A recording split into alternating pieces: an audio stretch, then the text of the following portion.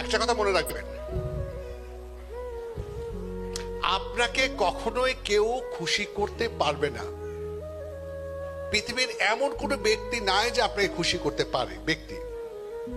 তার মানে মানুষকে কখনো খুশি করা যায় না ও যদি খুশি হতে না চায়।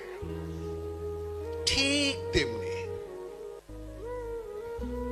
আপনাকে কখনোই কেউ রাগাতে পারবে না আপনি যদি রাগ করতে না চান।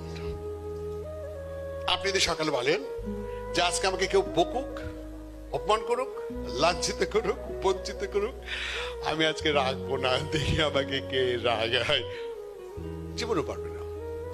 তা আপনি রাগ করছেন কেন? কারণ আপনি মনে করছেন রাগ করা দরকার আছে, রাগ করার প্রয়োজন আছে। রাগ করা ব্যক্তিত্বের একটা অংশ। রাগ করবো না কি করবো? রাগ ছাড়া কি মানুষ হয় নাকি? রাগ করবো না তো কি করবো? দেখুন আমি বলি, আচ্ছা পৃথিবীর শ্রেষ্ঠ